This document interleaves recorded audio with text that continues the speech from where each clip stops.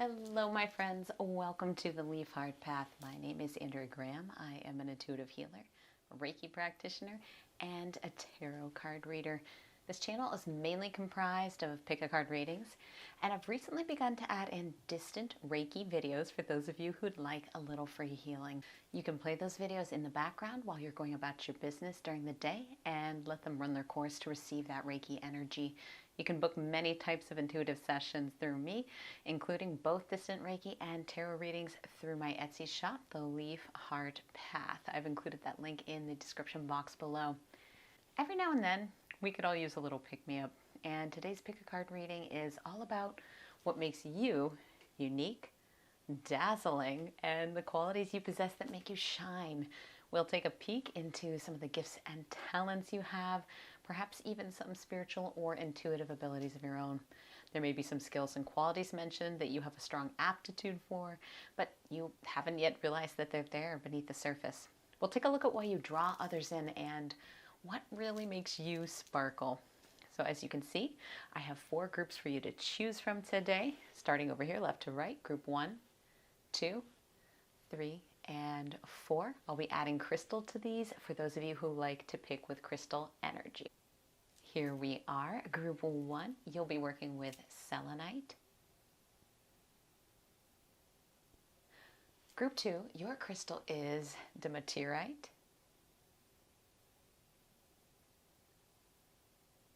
Group 3, your crystal is Peach Moonstone. And group 4's crystal is Lepidolite. You can take as much time as you need to choose your group. There is no right or wrong way to pick, and if you're pulled to more than one pile, I recommend starting with the pile that has the strongest pull for you, and then move to your second choice, and then your third. You can choose as many piles as you like. You can pause the video should you need more time to choose. Timestamps are listed in the description box and then chapters in the video bar below, and I will see you over in your group's video. Bye, friends. Hello, group 1. You picked this selenite crystal, and I want to welcome you to your reading on what makes you such a rare gem. Remember, as with all pick-a-card readings, this is about current energy. This is what's resonating in your auric field at the moment. And if you find that something doesn't apply, let it fly. All right, let's get into your messages today. So your first card here is the medallion. And this definitely has a shine to it, doesn't it? I see this as you right here, shining your light for others. And we can see that. You see how the hand is reaching up right here? You're somebody, group 1, who may literally be a light in the darkness to others. You may have helped others who are experiencing, say, emotional turmoil or upheaval, and you may serve as this focus, this point of light to them during that day, or perhaps if they're having a cruddy week. You're sort of the bright spot there. And for some of you, you may have had nicknames that reflect this kind of energy, this kind of glow. I'm even being caught up here in the stone right here, the selenite. It has that same kind of glow to it. But going back to the nicknames, I'm thinking things like sunshine or sunny or sweetheart, something that has a spark of affection to it. And you know, as I tune into this just a bit more, I'm getting 2 intuitive abilities that are coming through. You're likely a healer, which may be reflected in your professional life, your interests, your hobbies. And for some, you are also a medium as well.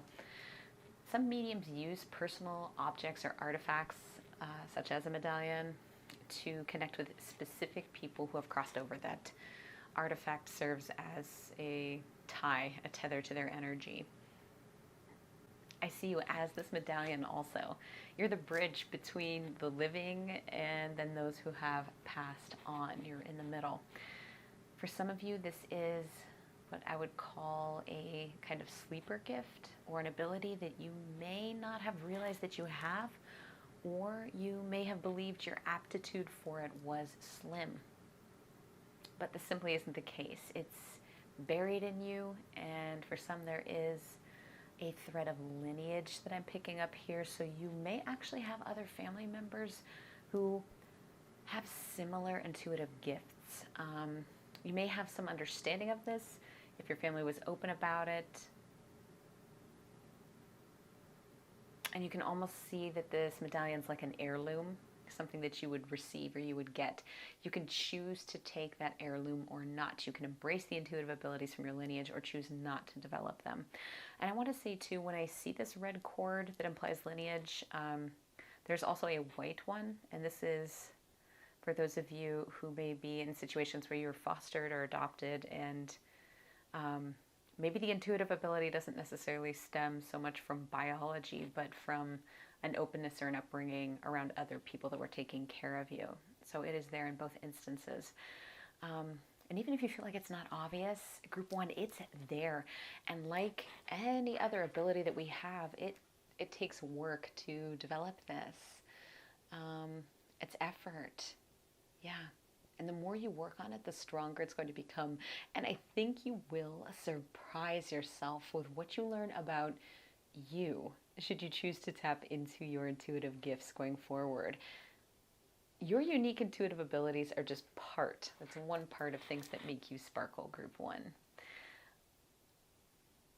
I want to say too that you may have recently experienced some hardships yourself, and by leaning into the emotional healing work that goes with this, you're starting to recognize your own power, your inner radiance. And anytime we do this work, we not only gain a new level of understanding about ourselves, our biases, our old schema, judgments we had about things are reworked as we build new bridges that allow us to better connect with ourselves and with those around us.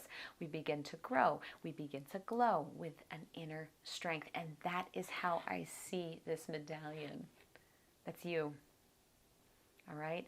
Initially, perhaps, maybe it was a little tarnished, and you've polished it up through your efforts, which is clearly reflected in your aura. Additionally, our intuitive gifts also become more clear when we are seeing more clearly. We're better healers. We're better intuitives. This is you. You literally have become a better connector and therefore a better medium too, or you're in the process of doing this. You emulate this light that we see here, this glow. It's easier for those who have passed on to reach out to you, because this is how they see you. You're like a beacon. You're like a lighthouse on a dark night. You've put in the effort, group 1, and that's what's really paying off. And before I move on, I want to add that you may have a propensity to want to help others or to be of service. There is a natural or innate quality of you being a light worker or someone who enjoys helping, whether you're doing healing work or by doing things behind the scenes. Yeah, everyone has a part to play in healing one another or within their society or community. And while you may not be someone who's comfortable being up front or in the thick of things, you have your part, you have your place, and what you are doing does make a difference. I don't see you as someone who needs to be recognized or has this drive, I must be in the limelight, in the spotlight. I don't see that for you necessarily. You aren't helping to be a savior. You're doing it because it's part of who you are. This is what's part of your DNA. This is what's part of your character. This is not a light that you can dim. So allow your service to others to be what it is. Don't let others to tell you that you need to play a role, their role. What you do is valid. What you do is helpful. That's definitely a specific message for some of you who may be feeling a little bit of shame around what you're doing, or like you're being pushed into or boxed into a certain way of being. Okay, let's see what else we have here. All right, our next card is the Fox. Interesting. Immediately, I just feel this magnetic pull. I want to put this down right here. We're really looking at things. So I want to say in part that the fox represents someone or some ones who are watching you, which is likely due to everything we were talking about, your light, right? Your energy. You have this lovely radiant generosity to you, and I think this automatically pulls people in, okay? You invoke curiosity in others who want to come closer. It's kind of like they want something that you have.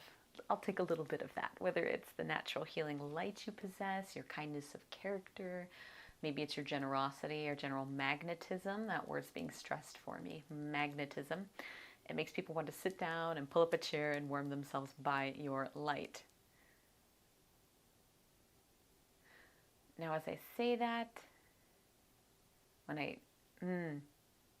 you've got people that are warming themselves by your light, and then there's some people that maybe are lingering there just a little too long, and that's a whole nother thing.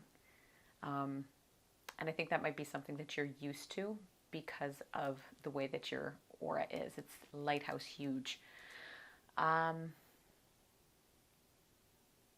do think you have some admirers at the moment, group one, and this could be through social media, it could be through the work that you do. I feel like a lot of it has to do with your character, although there is a loveliness to you that also captures others' gaze as well. You have a strength and a conviction to you. It's a determination that other people find appealing. And it's this nice mixture of fortitude and generosity of spirit, as well as a vibrancy that pulls people to you. So you may be someone who does really well working with other people. Like teaching or healing, coaching, mentoring, counseling, things of that nature. And also the word enchanting is coming through for me. So you may be enchanting to others while you're working with them. That may be a word that people have used to describe your energy. So despite having that ability to connect with other people, group one, you may be an introvert still who needs time alone to recharge their batteries. And I feel like when you do this, when you pull away, there's that action of pulling away a little bit from time to time. It does invite curiosity. It makes others wonder about you, to think more about you. But those who know you well, they're going to understand this. They're going to accept this about you. You may also have a rich inner world and possibly a very vivid imagination. I think you could sit and hold space for yourself quite well.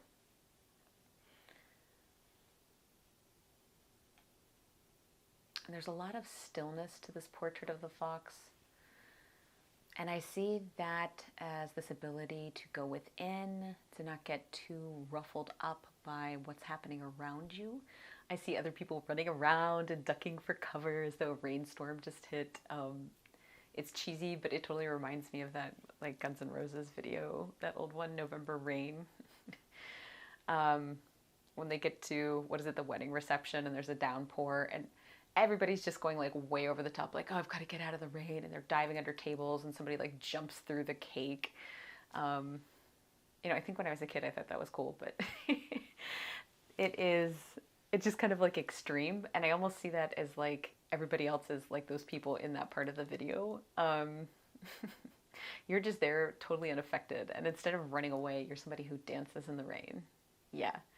You seize opportunity and make magic out of the mundane. You may be a little wild, and at the same time, I think you also can project a lot of calm energy, even if you are anxious on the inside. And so others can see this, group one. They can feel this kind of calm essence. And with that juxtaposition of the playfulness, it's quite a magnetic quality that you carry. And it's a very rare quality indeed. And I can see why people are drawn to you and would be like, oh, I'm going to warm up by their fire right now. Okay, let's go a little further. This is from Edward Gorey, the Fantod pack. This is like a joke kind of tarot deck, but I just read these intuitively. All right, we have the bundle. Yeah, so group one, I think you are somebody who has had to like let go of something. There's something about you there, whether it is anxieties, worries, old and outdated stories. things that you maybe have been reliving recently. They're occupying a lot of mental real estate, I want to say. And I think this goes back to the healing work we talked about with the medallion card. When you're able to let go and to shrug out from under this heaviness, the sorrow or energetic sludge, when you're able to kind of put that burden down, to lay it down, it feels like there's a lot of emotion here. I do think things are going to be infinitely lighter for you. It's like you've taken these old shadows and fears, you've bundled them up, right? They're all tied up here, and you've booted them out of your system. And I want to say that from here, it's like you let them go and they're floating away. You float. So this could be a recent healing. It could be something you're doing for yourself right now. And if that is the case, you are going to feel so much relief, Group 1. You will feel so different on the other side of this, like you've been carrying this heaviness. It's not yours. This burden is not your own. And you will suddenly stand up tall again when you let it slide off your back. And this might be therapy. This might be shadow work. And while it doesn't necessarily feel easy, I will say that, you will feel good afterward, like you have come home to yourself. Some of you strike me as the type of individuals who are always on the inner quest, and this work creates a marked change in you. The lightness and the freedom are right there within you, and it's like you can access your past through a new lens. It begins to look different to you, and your future in the same aspect feels bright. But the thing that is the greatest change is that you are totally comfortable with yourself in the now. You begin to connect more with what's happening right now. And this isn't a quality that everyone has. It is unique and rare to be someone who can be so at ease with themselves, so comfortable because they've done the work. And if you're in the middle of this right now, just keep on going because it's well worth it in the end. And while that message may be like a bit of a confirmation for you, I want to steer us back into what makes us, or you, such a rare gem. And Spirit says that you may be a bit of a mirror for others. So perhaps it's this ease and the stillness and the centeredness that you can occupy. We talked about that with the fox. It allows you to be very present with others, even in their pain, in their difficult moments. It's like you can be a blank slate or a mirror that reflects back to others their own behaviors and experiences. And this can be incredibly cathartic for some individuals, and also triggering depending on the amount of consciousness and the amount of self-work that the people around you have done. This may be something that you're aware of, Group 1, or it could be totally unconscious. So you may have some people really leaning in, and then you may notice that there's some groups of people that kind of give you a wide berth. So some may be seeking you out to share secrets, to work through emotional situations, to co-regulate their ups and downs. Whether they're aware of that or not, a lot of folks will unburden themselves to you. Yeah. And then again, you're going to have those others that are kind of like maybe a little, have their hackles up a little bit more, who are avoiding you a little bit more. But no matter where you sit, I do believe a lot of people approach you and they unburden themselves to you. And if you are someone who's quite sensitive, you'll want to be aware of your own boundaries and whether or not you're upholding them so you can keep your energy focused internally and not so much externally. You are likely an empath and quite sensitive to the energies of others around you. Okay.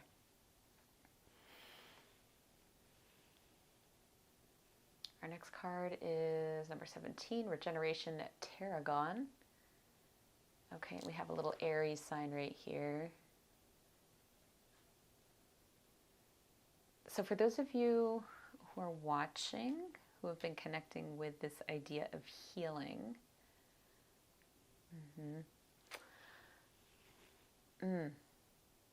Tarragon speaks to the choices we make in the regrowth phase.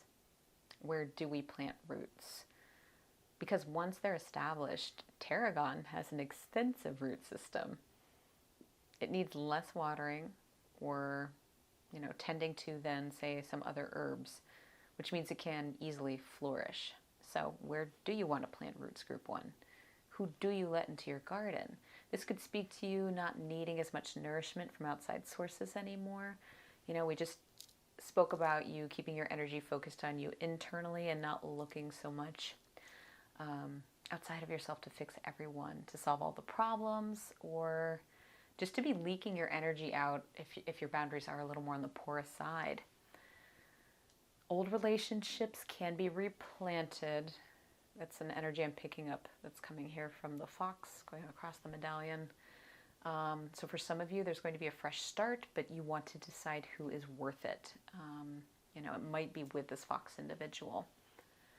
You know, someone who's like curling up next to your fire. And who are you weeding out? Where are you encouraging growth? And if I picture your garden, how do you stop the vines of one plant from choking out the entire garden? Because that can happen easily. And through all of this, how do you look at yourself in the mirror now? Because that's going to change too, group one. I sense more self-acceptance for you. Even if things feel a little raw, a little fresh, a little new.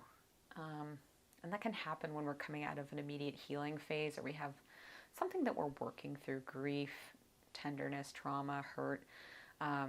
It's sort of like you have a fresh wound and everything's hypersensitive. It's a little more sensitive. It's like you're walking out into the sun and you have a sunburn and you know you need to stay covered up, but you're like, I still have to do the work. I still have to be here. So just make sure you're taking care of yourself that way. You know, tending to yourself. And I think your relationships are looking much healthier going forward. I do think people are going to see this just beautiful change in you. It's noteworthy to the point where some folks might even be talking about it. That's just yet another unique quality for you. But I do sense that you're like Tarragon in that you have a way of coming back, of healing, of becoming newer and stronger and clearer in every facet of your life when you encounter hardship. So to me, it's no wonder that other people see you as this beacon, group one. You may also inspire others to make changes in their own lives. It's like knowing you plant the seed of tenacity and growth within others' gardens of their hearts. And you do that just by being you. Yeah, there's a lot of inspiration with you. You're almost like a muse for other people. I think people love your energy, group one, and there's a strong connection to your energy and how it impacts others at their own level. Yeah. All right. What else do we have here? All right. Navigate by the sun, honeybee. Just speaking of others.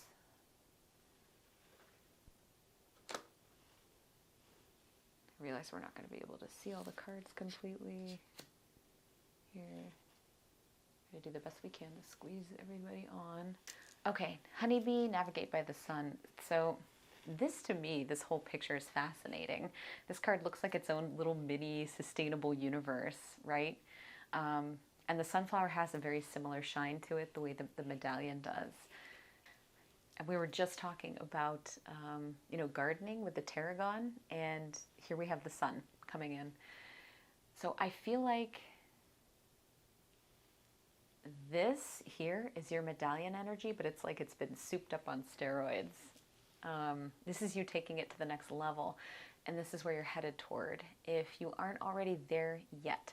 And I think this is how people see you. I really do. You know, something rare and something beautiful. You are like the sun. You're radiant. You're something that energizes others. You bring energy to them. You may actually have the kind of aura, group one, that naturally heals other people just by spending time with them. We did talk about how one of your intuitive gifts may be healing. And so this could be an innate quality that will only increase with any self-healing and self-work that you've been doing. And when you're in balance and you're centered in yourself, you can help sow the seeds of harmony with other people, which is what we see with all these bees here, these honeybees. You can naturally and harmoniously work very well with others just by being you. You bring peace. And I also see this as having a super powered solar plexus chakra. People who display this are more centered and solid in themselves. They project who they actually are out into the world without worry about what other people are thinking. And if that quality doesn't resonate with you right now, it could. So group one, this could be something that you're working toward, or it's coming down the road for you. You know, I almost see this entire spread as like a journey of healing that we've been on. And if this is your current path, it's likely you're well on your way to stepping into your full power. This is a new era for you and a chance for you to align with your passions and your purpose, even if that's just being you. Sorry, that was a bad joke. You have an incredible quality to be comfortable with yourself, and that's a big part of what makes you such a rare gem. Okay. And here we have petrified wood and ancestors. Okay, this is cool. So, circling back to this idea of ancestry. Yes, because we talked about that here. When I tune into this energy, what I'm seeing is a family tree, and that honeybee hive we talked about is within the tree. So you may find there may be some ancestral healing to do while you're on this healing journey of yourself, or for yourself. There may be, for some of you, some generational trauma or wounds that have been passed down. But if we connect this energy over here to that of the bundle card, I see you as being able to break these chains and reach acceptance of where things are with you within a familial dynamic. And this could also apply to friends and family groups, or friendship groups, I should say. If there's been some drama there, it's not always just about, like, blood. This could be something you've already worked on and you found a sense of peace at this juncture in your life, or, this is something that you'll be working toward. Some of you who have had more difficult relationships or challenging relationships with parents or siblings may have moved past that, and you're okay with the way things currently lie. You don't try to change people or things that cannot be changed. With acceptance comes ease, and perhaps you form new relationships with these individuals. And I'm seeing you almost as the beekeeper now, as someone who can connect with and work with their ancestors and your deceased loved ones, which ties back to the mediumship aspect we spoke about of your gifts when we were talking about the medallion. So your ancestors, group 1, are with you and they support you on this journey in your life. You may find that you can best connect with ancestors through meditation in a forest, through sitting under a tree, as this is petrified wood. You might even designate a specific tree to do this under. Where I live in my community, there is a tree in a nearby park that's very old and large. It's known as the grandfather tree, so perhaps there's a tree or a similar kind of energy for you to connect with in meditation with your ancestry. And a lot of these cards here actually are dealing with nature, right? Or the messages are associated with them. So you might actually be a gardener or a beekeeper or a hiker or a rock collector or a nature lover. Just somebody who's very at ease with the natural world around them, which is not for everybody. There are many people out there who prefer a city and they find nature to be scary or wide open spaces to be unnerving or threatening. But there's a peace here in your soul for what nature has to offer. So some of you may actually, you might be wildlife artists. You may find your inspiration out in Mother Nature. If you feel a connection to petrified wood, this could also be a wonderful connective and grounding stone for you just to have on hand. Especially if you're clairsentient, you're going to be able to feel its essence and its calming kind of effect that's going to keep you grounded as you go about your day. Okay, yeah, I think that's it for what we have there. And we have a snail. So whenever I see this, I just think you're at home in the world. That's the first thing that comes to mind.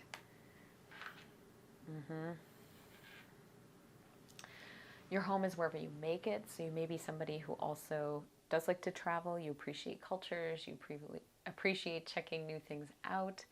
You may have strong ties to certain places, and actually the idea of ley lines is being brought up to me here. So you may actually feel the energy of the earth speaking to your energy or through your energy. You may be drawn to certain areas all over the planet because of their energetic frequency, and this could be ley lines or areas that have seen a lot of action. There could be places of healing to get your attention, past lives also for you. So you may learn a lot about yourself and your past lives by traveling to areas that you feel a pull to. One thing you can always try to do, like a little fun activity, just to test this out, is use a map of the earth, or like Google Maps, an app, and pull up the globe. And then what you do is relax and kind of soften your gaze as you zoom out to a global level within the app, and then feel into any energetic pulls that you get, whatever your dominant intuitive sense is. See what happens. Yeah, because you can receive energetic hits this way for sure. If you're clairsentient, you would receive information through your physical and emotional body, for example, so you might just feel drawn to an area. If you're clairaudient, you might hear a name. If you are clairvoyant predominantly, you might see something. You also might be drawn to areas on the planet that need their energy to be moved along. So there might be a stagnation, maybe something happened like an accident or a trauma or a natural disaster or a war. I know there was a business in our local community where somebody had a car accident and they had plowed into the side of a building, and you could feel the energy. Even though the wall was repaired, it's like there was still a tear in the energy of the place where the accident happened, where the impact happened. So things can get stuck. Energy can get stuck that way.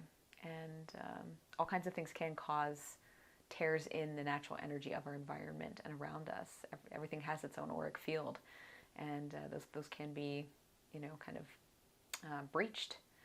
So you may be someone who can help move anything that's stuck, or clear it, or repair any tears. And again, I would do the same thing where you're kind of like tuning into different areas in the globe. See where you're drawn to, or you can even check it out as you're driving around in your community. You are very gifted intuitively, Group 1, I have to say. Like, a lot of this is energetic work. You feel like you do have a larger mission and purpose that's oriented towards bigger things and the people in the world around you. As this is a snail, go at your own pace in this journey. I think the guidebook for this card talks about like the spiral on the shell of the snail here, and how that relates to time not being linear. So I think you make your own way on your own path, on your own timeline, and how you heal yourself now will impact your past selves and your past lives, as well as your future self and future lives. So allow your intuition to guide you in wild and wonderful ways, but know that it's also okay to move slowly. Just kind of tap into feel what feels good for you. So Group 1, you do have some really incredible intuitive gifts. I think there's so many reasons to remember why you are a beautiful and rare gem, and this is just scratching the surface for you. And we have 2 more cards here. We have Freedom. I think these are swallows. And I think this card just ties in beautifully with a lot of the other messages that we've received here. I feel like the swallow on the card here is indicative of your natural state. You're somebody who at heart can fly, this high as this bird, be this free. And we spoke about you having, I think it was with the fox, maybe? Might have been, I can't remember. We've had a lot of messages. Like you might have a bit of a wild or playful streak within the calmness. And I feel like any healing you're doing or any work you're doing on yourself is only going to help you tap back into this natural alignment for you. It's going to help you shift back into who you are naturally.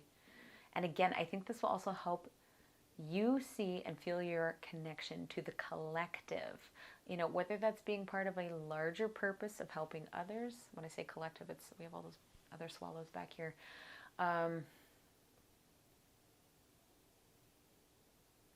Yeah, maybe finding people who just get you and accept you. Maybe being part of the right, career or job, something that you find fulfilling. I'm also hearing to lift flight restrictions is what's being said. So as you heal, you show others how to heal and how to fly as well. So this may be a message that you will be traveling more, especially if we take that with the snail as well, perhaps to areas of the globe you've never been. And if there was some fear surrounding that, I think it does dissipate for you because you're going to feel more free and more yourself than you've ever been. And people may want to know what you've done, as it seems like you are anxiety free, I'd say, in this particular state that we have. Okay, finally we have empathic starseed. It says energetic sovereignty, absorbing what is not yours. So we've already discussed that you are likely an empath, right?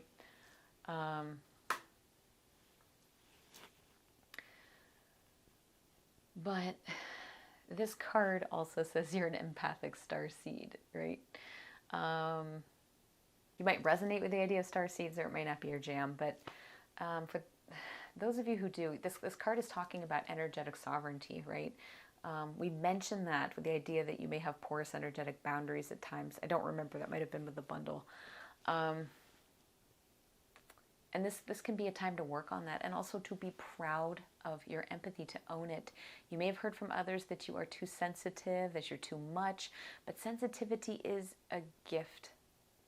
It's learning how to work with it instead of fighting against it, and that makes all the difference. You may need to shield up before you leave the house. You may need to burn herbs that you could grow locally, to purify your living space frequently.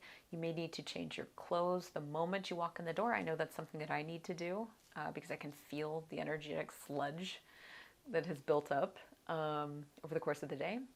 And that might help you let go of that sludge or anything else that you've picked up outside in public.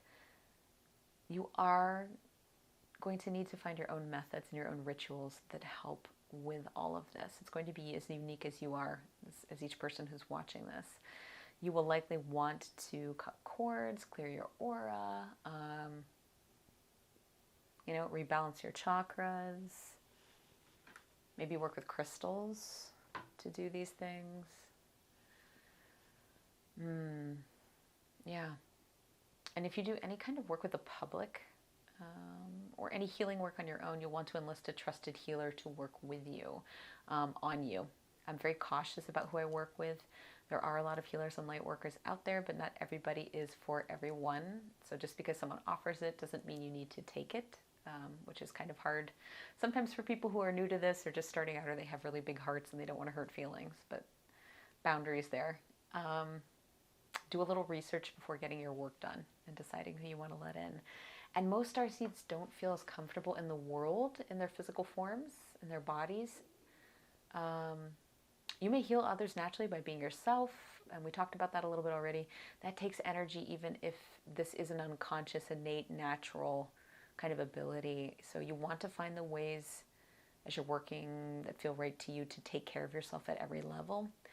And I do think you would benefit big time from Thoughtful Self-Care Group 1 for sure. And I think that is it for what we have today. A lot of spiritual gifts coming through here, a lot of qualities that talk about you and your healing and things that you have going on. You definitely are catching people's attention for sure. Just remember about where your boundaries are, where you decide to place your attention, especially if you do have this individual who you're trying to decide whether do I let this person back into my life or not. Just make sure they honor you in the way that is appropriate, and that the energetic exchange is equivalent. So I'm going to end my reading here today. Why don't you leave us the fox emoji in the comment box to claim your message and let others know that you're part of the Group 1 crew. And if you did feel that this reading was entertaining or of value, please share it with others who may likewise benefit from it. And give the video a like for the balance of our energetic exchange today. And this will help messages to reach others who may also benefit from them. And if you haven't subscribed and hit that notification bell, please do so that you don't miss any future uploads, Group 1. I'd like to add in here, we do have a private Facebook group for those of you who would like to connect just a little bit more. We do monthly giveaways, weekly pick-a-card readings, featuring a number of talented readers. And it's just a lovely and supportive membership, and those who are there are wonderful and very kind self-healers and unique souls, and we'd love to have you part of that, to have you join us. So there is a link in the description box down below if you're interested. Much love to you, Group 1, and I will see you in the next video. Thanks for being here. Bye-bye. Hello, Group 2. If you picked the Dumortierite, then this is your reading on what makes you such a rare gem. Welcome. Remember, as with all pick-a-card readings. You want to take what resonates with you and leave the rest, as these are messages that are reaching many, many people all over the world. All right, let's hop right into it. So your first card is the Nectar. And this has, to me, a very transformative quality to it. I think when people walk away from meeting you, from having an encounter with you, hanging out, they walk away with a couple of things. First, there is this kind of shimmery impression that comes from you, that emanates from you. It's like the nectar, or the essence, this flower we have and what it produces inside of us. When you carry that with you, you actually end up sharing it with others. So think of it almost like I'm seeing glitter. You know, with glitter, a little bit goes a long way. It just gets spread all over everything else. And it's sort of like that with you. There's just this teeny tiny amount. Maybe it's like one of these little seeds right here, these little black beads. It naturally replenishes itself. It's not like you're taking one of those and giving it away and you have a finite amount. It's not like giving away your energy at all. It's just this little energetic seed or creation of yours is shared. It's as though it's meant to be given away. It's a seed, it's energetic food, it's nourishment, and it can sustain others. You naturally make more. It's sustainable. It's like a renewable resource. I think Goomba wants some of that. And I do think this is absolutely something that's unconscious. It's innate. It's a natural part of what your energy does. It creates this on its own. It's totally unprompted. And I will say that this nectar or energy magic may have a subtle energetic hook to it that keeps people coming back to you. It's like they get a little bit and their thoughts keep landing on you and they center back around you. And again, I do think this is very unconscious for many individuals.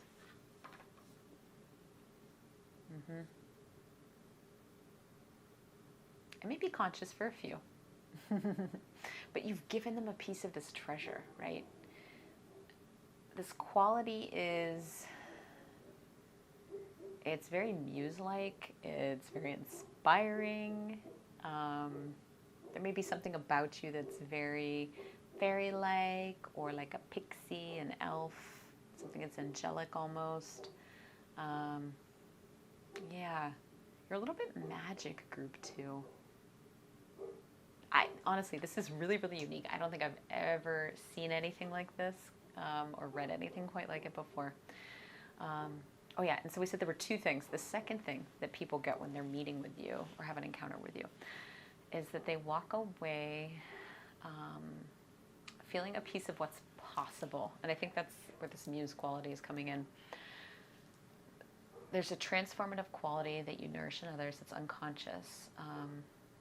It's an energetic way that you allow people to see what they can do, who they can be, the possibilities within their own lives. It's like this mini awakening, a breath of fresh spring air at the end of, say, a long, cold winter. You know, you've had all the windows closed, the doors closed, and you can open things up again and get that fresh air. So I think people become a little more enthusiastic and a little more alive around you. It's like having a very gentle jolt of caffeine. But it's just, this is, again, just innate. This is part of who you are. This is in your energy. It's a very subtle, energetic gift. And I have to say, I've never seen anything quite like this. I think this is very rare. I cannot say that I've met too many individuals who have this. The word, again, that I would use is muse. You are like a muse to others. You invoke the feelings of wonder and curiosity for people. You spark these feelings inside of others. You show people how they can expand their horizons and connect back into the true essence of who they are. And it isn't just that you are like opening eyes to the possibility of life, but to its beauty as well. I think that you have an artistic soul. And what I'm picking up from this is I'm hearing and kind of seeing this idea of creative fires burning within you. Yeah. Look at this. So on the card here, the left side of it over here almost looks a little bit like an iris, and then there's a pupil right there. Yeah, the fires of creativity burn through, and they're reflected in your gaze. You feel like someone who maybe yearns to create, who burns for it. It could be that you need to release this kind of creative, pent-up, energetic buildup into creation of some kind. It could be like performance, or writing, design, music, dance, cooking, baking, like whatever that means to you. So maybe when you're not giving these little seeds away, these little pearls away, you know, you have to do the same thing. You have to let them go through projects. I would say you also strike me as someone who is very in touch with their emotions. You're not shy about expressing them. If you're on the introverted side, this may come out more in your art. And I would say that your auric field is huge. It feels huge to me. I think you would turn heads before you even walk into a space. Sensitives may be able to feel you coming before you arrive. The one thing I'm picking up on, where you might need to protect this kind of like self-generating magic muse machine that you are, like this nectar, this beautiful quality that you have here. It's when you become too externally focused on any one person or any one thing. I am getting this energy of the way you transfix others, like you might become transfixed yourself. There's like a mirroring that's happening, as within, so without. It's like if you stop yourself from your own participation in the fun of life and creating, you can start to lose your mojo, and you lose yourself also in others. Your connection to your own inner rose wanes. You may become listless or sad, depressed. There may be some malaise, just ennui, boredom. It's though that's when you can't access that nectar. Not totally dried up, it's just not available. And so you want to keep in touch with that core piece of you. It's like you've got this little star inside of you, like a little piece of a star. You've got stardust. And if you're cut off from this by outside distractions, it becomes harder to see your own path and to feel like you. You can't see or feel your own magic, group 2. And this may be something that's been an ongoing challenge for you. I feel therefore boundaries are probably really important for you. And you want to catch your brain early if it does start to fixate at all. You know, I sense, again, you do have some big emotions, and possibly there's some anxiety at times. And when certain people come into contact with you, it can cause your energy to just become fixed, and then that rose stops blooming. It's not that it ends. This rose never ends. It's like the eternally blooming rose, but it freezes. And you feel yourself being pulled towards someone where it may not be such a good fit. And if you're catching that, you want to pull yourself back a little bit and just know your boundaries early on. Like, get them established before you run into these individuals in these situations where you're cut off from yourself. Because you aren't meant to be frozen. You aren't meant to be in that state. You are meant to be in spring. You are meant to bloom. You are meant to share your magic without any depletion. You are meant to make the most of your time and energy and passion without inside influence. And so if you're struggling a bit with this, it may be time to dig into what's going on underneath. We see under here there's black. It's like a void in the darkness. So stay connected with things that inspire you, and not with addictions or people who halt your momentum. And there may need to be a little shadow work done, a little exploration, a little therapy to see what's happening that's underneath there. So let's see what else is coming for you. Got a nice little pile of oracle cards here. And we have the sea serpent. So again, an eye. We have the serpent coiled around it. This is a very creative card. Yeah. This is tied to the sacral chakra, I think, which is, again, a powerhouse and home of our receptive and creative energy. And I almost see this. If we stack these up, here's your watery bowl of your chakra underneath, and here's the flower blooming in the water. The roots reach down into here. So that's the creative source, the sacral chakra. And if you're cut off from that internal like wellspring of water, the rose isn't receiving the nourishment that it needs to receive. And you want to keep the energy between source and bloom connected. And you do that by looking inward, keeping your gaze and attention focused on the self and all you love and all you do that brings you passion and lights you up, as opposed to fixing this eye here outward. This card also represents healing of emotional wounds that we were just talking about, like getting into what lies beneath. You know, whether that's a bit of emotional starvation that's happening, you know, or maybe the floodgates are wide open, like too open. This energy needs a balance. We need a balance here. We've got black and we have white. We have a perfect balance there. So some of you may be doing, or you might benefit from doing like inner child work.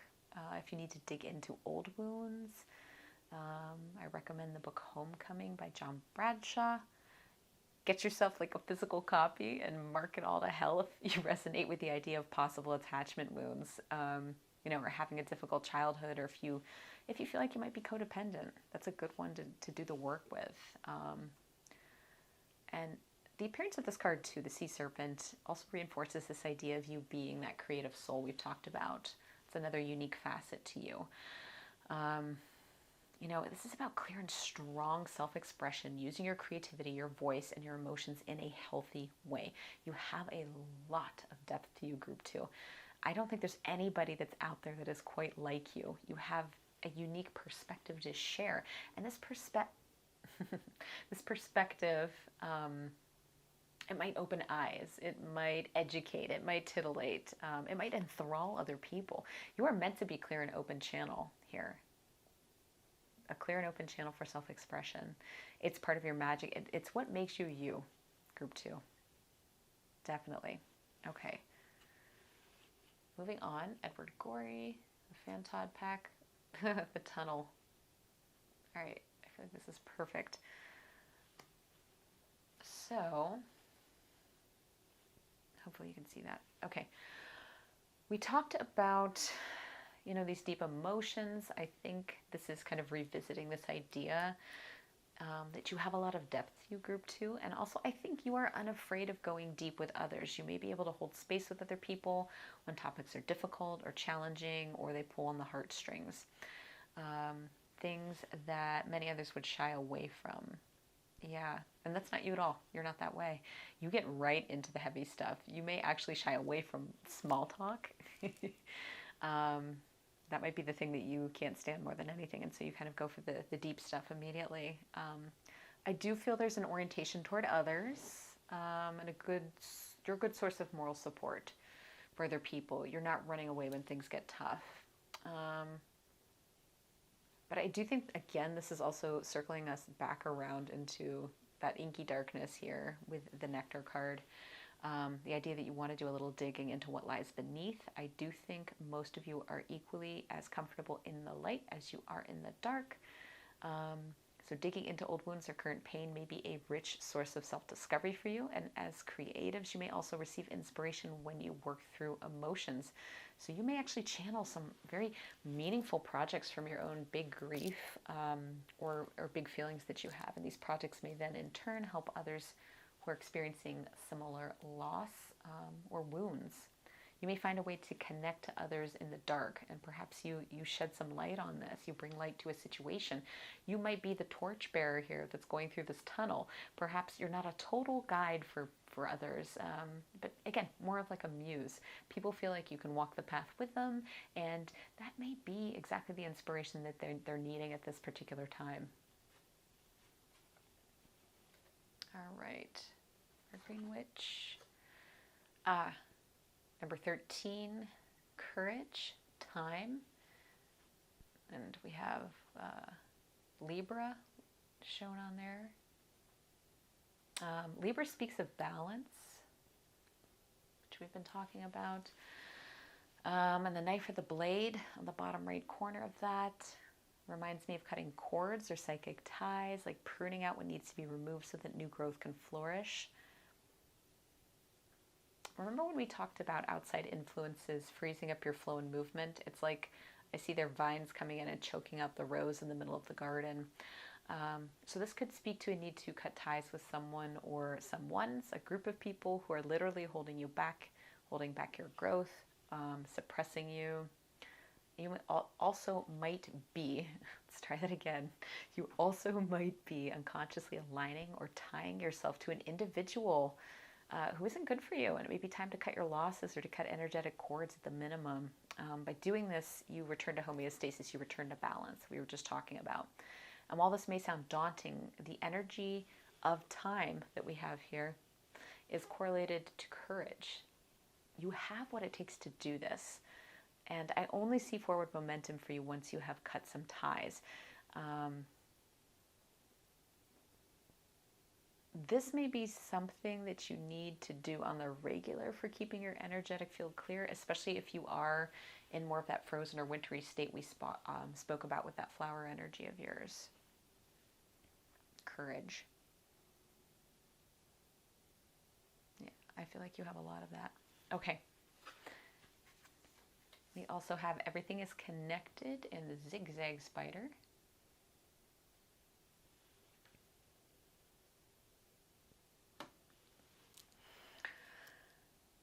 So I think to me, this is just a little reminder that everything's connected, right? There's more connection to everything within us and around us than meets the eye. As above, so below, as within, so without. So taking care of your energy, your boundaries, your auric fields, any ties or cords that may bind you, this will replenish your movement, your rose's ever unfurling motion, the nectar that comes from your energy. So just be careful about who's around you. Take care of who you decide to let into your world. Right, group 2? You're a muse. And so you're going to have many eyes on you, and it's up to you who you want to allow into the experience that's you and going forward in your life. And it's not as though, I'm not trying to sound like I'm warning you off every single person right now. Not everybody's inherently bad. Not everybody wants to take advantage. You know, it's on the contrary. We're all acting on our emotions to get our basic needs met. You know, every action that we take, every word that we're uttering, every sentence we say, it's part of that journey of going to get our needs met. So you want to remember that when it comes just to certain people, and also the actions that you take with yourself in your own life. So treat yourself with the love and the care and the attention that you deserve. Just because someone comes in and tugs on the silk of the web doesn't mean that they deserve your attention. You know, they might just be kind of yelling into the void. You might just happen to be there, and they're going to end up, you know, kind of emotionally dumping on you. So I do think you are somebody who can bring others together, make introductions, create connections, and build bridges. This is just another one of your unique qualities. You know, connecting people to people, people to groups, people to opportunities. And I think you probably have a wide web of contacts, and you know just who to call when a friend approaches for a little assistance, no matter what that is. Like, oh, I know a person, or let me connect you with, you know, this particular service in this particular place, or I have a book for you. It may look like a lot of effort to those around you, but for you, it's no sweat. There's nothing to it. And part of this is due to your magical appeal, I think. Just people, you know, being naturally drawn to you. But I think you could go weeks or months without speaking to someone, and when you reconnect with them, there's like no harm there. It's just as though no time has passed at all. And those are some of the nicest and like easiest friendships to have. And so I think the more that you provide yourself with the care and nurturing you deserve, group 2, the more beautiful your life experience is. It's reflected in your art, your web, the way that you carry yourself. And it's important to remember that integral connection, you know, particularly with this energetic gift that you have of being kind of like that muse type character. Let's see what else we have here for you. What else makes you a rare and unique gem? All right, we have Pneumite, Healer. Okay.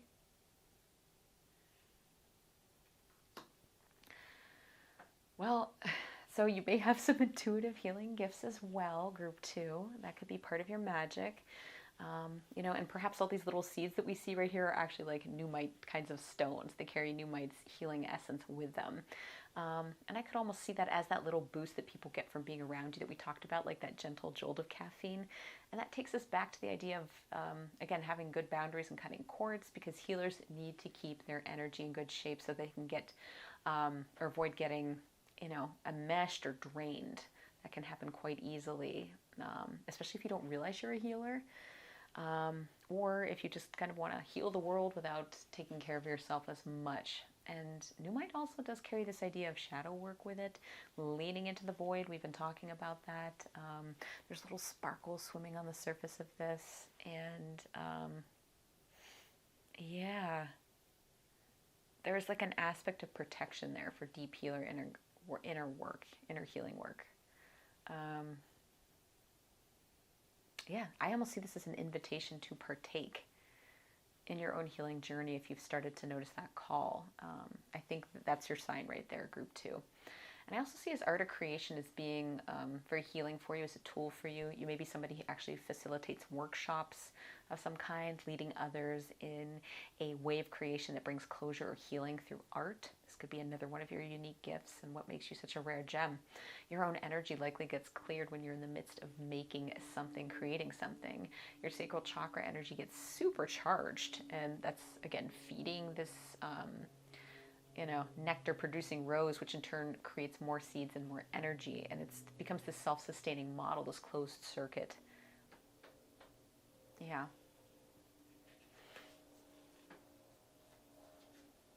Okay, we also have the energy of dolphin coming through here from their Cosmic Creatures deck. Dolphin is a creature that represents playfulness.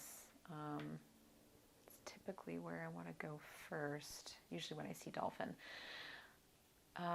They represent joy, they represent harmony, and I mean, honestly, you can't help but smile when you look at dolphins. And the sun here in the background, we've got these pastel colors, which reminds me of the Nectar card as well.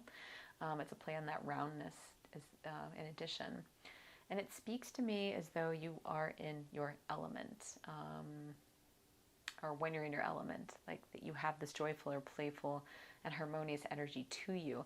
And yet you still have this capacity to dive deep, as we've talked about. You possess the dichotomy of these qualities. There's this reminder here that, you know, even though you can get deep and you could dial up the playfulness and the humor to go with that, and that's amazing.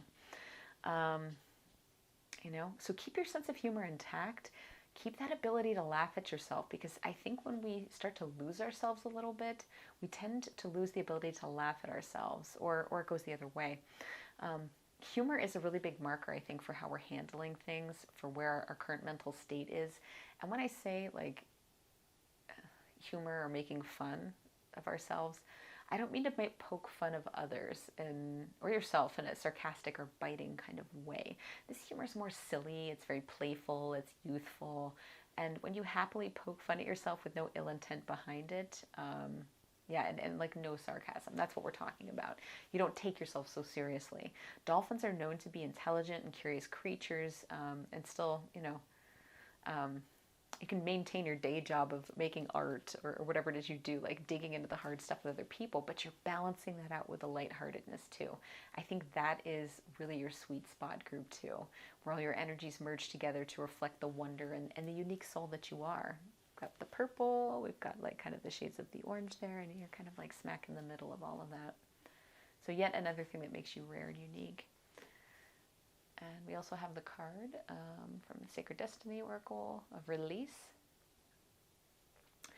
And with this, I feel like I want to talk about releasing expectations for yourself, or long-held attitudes or judgments. You know, if there's something that you are holding on to, group 2, that doesn't serve to elevate your own flow, your own nectar, your ability to laugh and dive deep, then it doesn't need to be a part of your life, right? So this may include people, as we talked about the time and courage, like cord cutting. It may also include clutter or things. If you are surrounding yourself with excess stuff, things that take up physical space in your life, especially if they're tied to old memories or people who are no longer there, in your life, say like exes or things like that, these are things that you can let go of. Maybe it's even old journals where you used to pour out your feelings, rip them up, toss them out, burn them. You may find as you do so that your energy is purified, that it's lighter, maybe that you have like old knickknacks, love letters, gifts, and you could repurpose some of these things into art or collage or something along those lines. You could also ask yourself, though, if you don't want to, can I donate items that are intact? Can I give things away? Can I recycle? Can I have a garage sale? Decide how you want to get rid of the rest of that, because this is going to help you keep your energy separate from other people's energy, which we've been talking about since the beginning. Also, social media. I just got excited. Because you're such a bright light and a muse, it's likely you have quite a few eyes on you, and not everyone's going to feel as friendly toward you as others do. You will trigger folks, and depending on how sensitive you are to energy, you may feel that. So cleaning up your social media is a good thing. Maybe privacy features on that. Also, if there's some entanglements that are there with prior connections, like friends who are more frenemy than friend, or people who send jealous vibes your way, or maybe exes or people that caused heartache, you can clear that up too. Like unfriend, unfollow, remove them. Even if it's temporary, if someone has truly kind intentions towards you and they want a relationship with you to include you in their life, they're going to find a way to reach out in the future. And if they're there for an experience of you and they don't want more, that's up to you to decide whether they deserve your time and energy and your space. Maybe that's not something you want to revisit. If there's any healing that needs to be done, in the sphere of relationships, this will allow you the space to do so without someone lurking. Someone could be sitting on your social media, for example, and you know it, you can see it, but they're not commenting. And you pick up on that. When people do that, it subtly hooks you and it can drain you. You can feel their intention. And by letting these relationships go for now, maybe that's just, again, unfriending, unfollowing, blocking, whatever, you can better come home to your own energy. You can nestle down. You can heal anything that needs healing. And as an artistic soul, you might approach your social media as your own digital altar of creation, offerings that you make from the universe and from yourself. And it can be your own form of artistic expression. Maybe that's something that you already do. Keep it pure, keep it clean, at 100% you, and that inspired quality will reflect itself in all of your efforts. And any release you honor at this moment is going to make room for you to recenter and come home and allow for new energies and experiences that are in better alignment with you, and in the moments to come. And then you can make that decision. After I've let go, after I've gotten centered again, I will see the connection behind everything. Am I letting this person back into my life? Our final card is called from our Starseed Oracle. It says Soul Gifts and Training. It's time to step up. Okay. So this, I think, has almost like a bit of a predicative quality to it. Group 2. If you're letting things go with this release card here, this is what you're making room for. Yeah, I'm going to actually read out of the guidebook for this, so I'm going to go grab this. Just one moment, please. It's snowing like crazy outside. Okay, so called Soul Gifts and Training, it is time to step up.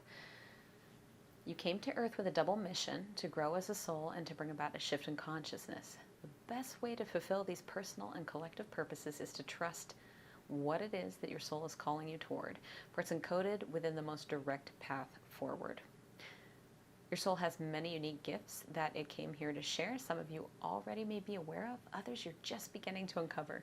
You're being called to remember that your soul intelligently chose the perfect conditions to carry out your soul's mission and to share your soul's gifts. If you're being called toward a creative project, a passion, or an adventure, this card is your confirmation that you're facing the right way and that this moment right here is destined. If you're feeling underprepared or thinking, who am I to do that? This card is guiding you to step up and leap. And consider perhaps that your soul has been training for this moment right here for lifetimes. Starseed activation. Place the card on the portal of your heart and whisper the following. I call forth the soul gifts and soul training that I've received throughout all my lifetimes. I'm ready to embody them all now without hesitation or fear. I fully commit to being here now.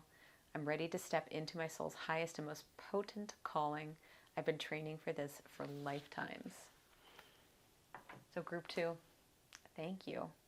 You have such incredible energy, and I don't think I have met anyone quite like you before. You've got some big things coming. Yeah, you're rare, you're lovely, you have amazing qualities, and it's no wonder you really are this rare gem. So I'm going to end my reading here today. Why don't you leave us, since we keep going back to this, let's do the rose emoji for you. And you can leave that in the comment box to claim your message and let others know you're part of the group 2 crew. If you felt this reading was entertaining or of value, please share it with others who may likewise benefit from it, and give the video a like for the balance of our energetic exchange today. This will help the messages to reach others who may also benefit from them. And if you haven't subscribed and hit that notification bell, please do so that you don't miss any future uploads. We do have a private Facebook group for those of you who would like to connect a little bit more. We do monthly giveaways and weekly pick-a-card readings featuring a number of talented readers. It is a lovely and supportive membership, and those who are there are wonderful and kind self-healers and unique souls who would welcome you with open arms. We'd love to have you join us. There's a link in the description box below. And I'm sending you all my love, group 2. I will see you in the next video. Bye-bye. Hello, group 3. If you picked the Peach Moonstone crystal, then welcome to your reading on what makes you such a rare and unique gem. What's so special about you? Remember, as with all pick-a-card readings, this is done for the general collective, so there will be messages that you resonate with and some that you do not. If it doesn't apply, just let it fly. All right, let's get into it. So your card here is the stone.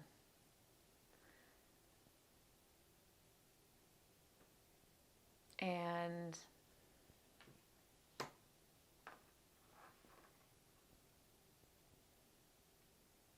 what I'm getting with this is I'm actually getting a strong visualization. I'm seeing myself transported down to a river where there are plenty of smooth gray stones, and it makes me just want to like plop down in the middle of them and touch them all and look at them.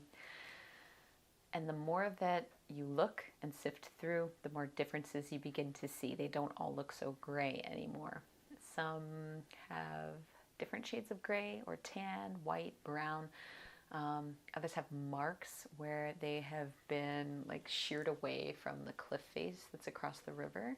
Others carry the imprint of fossils, you know, markers of that time from so far long ago before us. And each one of these is unique, although at first glance the stones all appear to be the same. And group 3, I feel like you have a way of seeing beauty in the smallest details, of noticing what makes each living and breathing individual on the planet so special. You can see how we're all connected, we're all made from the same stuff, and you have this uncanny way of connecting to others that makes them feel seen and special. I don't think this is a difficult thing for you to do. It's something that's quite natural. Perhaps it's even innate. There's a deep appreciation for nature here, for life, for all creatures, even that single gray stone that you may find on the riverbank.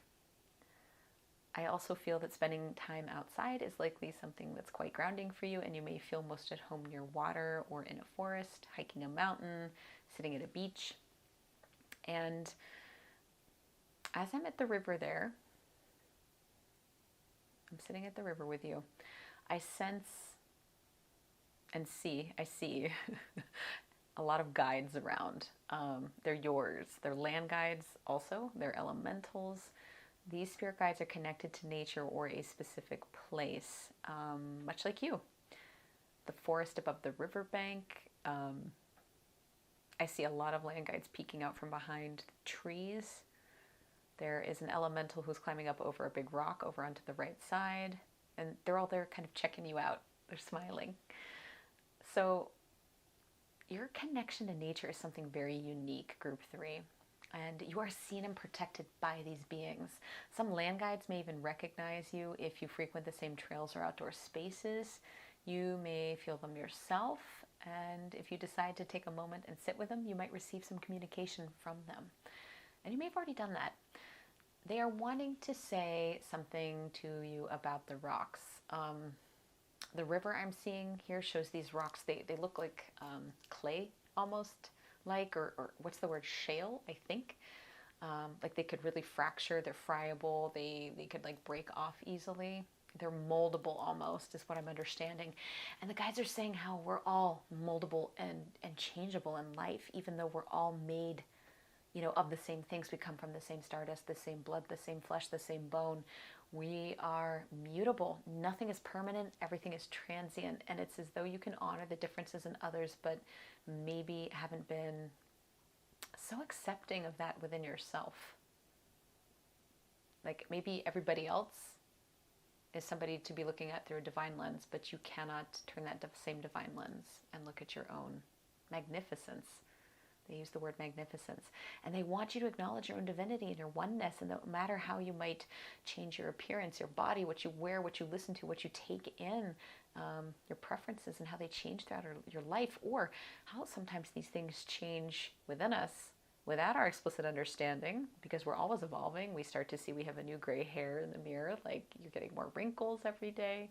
You're still part of that same beautiful energy that everyone else is, and that they are too. Yeah, the guides are part of that with you. The elementals are also stressing to me. They're showing me how different they are. Each one of them, the one that was crawling up over the rock looks like a humanoid size, like green fairy, except she has gills in her neck. Others are different shapes and colors. They look like animal. They look like beast. I'm seeing sunlight being filtered down through something that looks like floating dust, like dust motes or a cloud of spores from a mushroom. But that's all. They're all guides. They're all interconnected. They're unique and precious, just like you. And they want you to be gentle with yourself at this time, group 3, especially if you're going through some kind of healing process right now. You know, extend the same loving gaze that you save for others. And these river rocks, because you can see the differences in the river rocks, you can appreciate them. You need to do that for yourself as well, no matter how you alter your appearance or how time does it for you. It matters only as much as you need it to, because you are perfect, just as you are.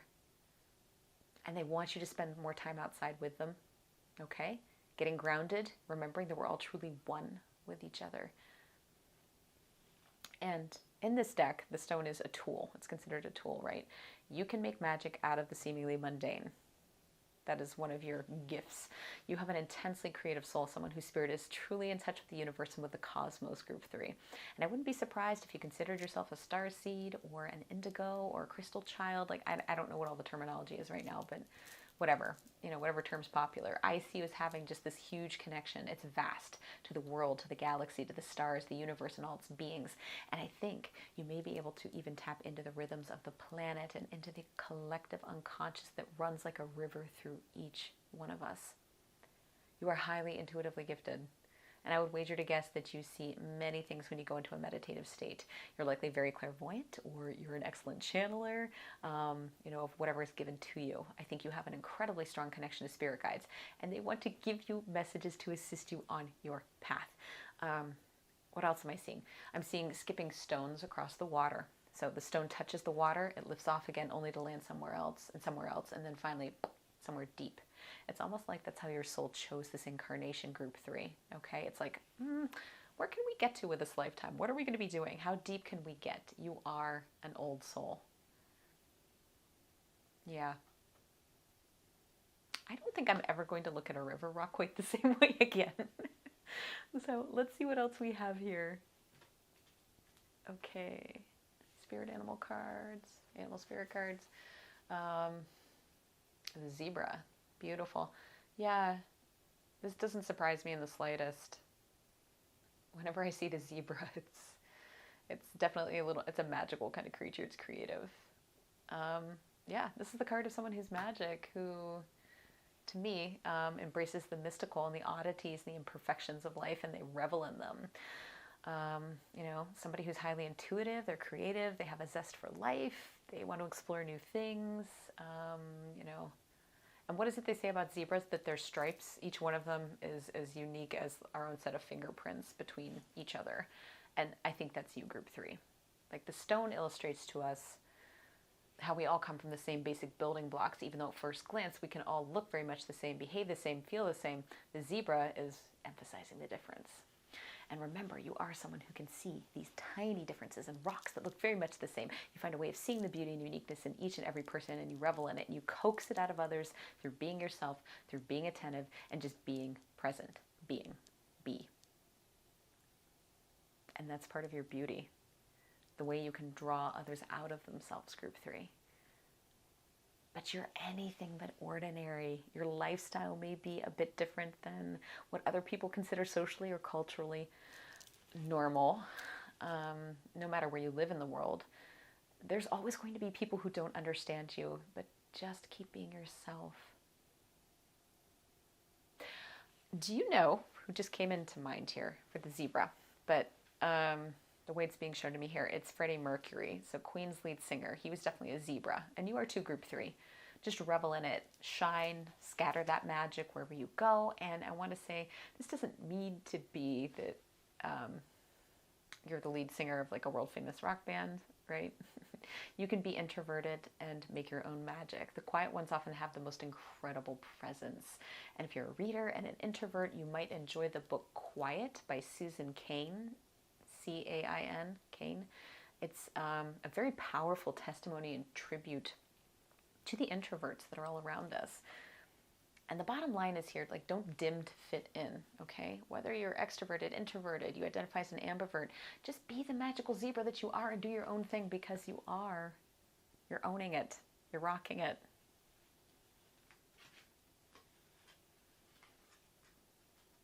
Moving on. Okay. Edward Gorey, the Fantod pack, the burning head. All right. This group, I'm telling you, your guys are the most persistent in all the groups so far. Even across a lot of the pick-a-card readings that I've done over the last year, I would say. Their words are to make meaning out of your experience, to create something that is vastly you. You have the bandwidth here to build something that can be of service to others, and for anything else that doesn't serve you, for shade that people may throw your way, burn it all down. Let it go. They don't deserve a smidgen of your attention, nor your time. Like, look at this guy, that creep. He's peeking at you, this burning head. Just nope. Don't let all that aggression or anger into your world and close that door. I will say, too, if you're someone who's sensitive to spirit, which if you're here, I'd say is highly likely, you may have some strong mediumistic tendencies, so watch your boundaries. And if you notice friends that are peeking into your energy or bugging you while you're trying to sleep, just be firm and give them the boot. Don't let them in. But most of all, don't let people sap your energy and ambition and drive. Get out there and create. What you're making doesn't have to be perfect. You just need to start somewhere. And know that you can be a beacon for other people. You can be a guiding light. And I hope you understand the beauty that is you. So I feel like this reading to this point is reminding you not only of how special you are, but and how much you're like a rare gem, but also that you're so supported. Even if you can't always see that or feel it, you can step out of your comfort zone and pursue what it is that, you know, is on your heart and on your mind. You can accomplish the goals that you're dreaming of. You can ground your dreams into the 3D, into the physical, and truly make something with your magic that will be of service to others.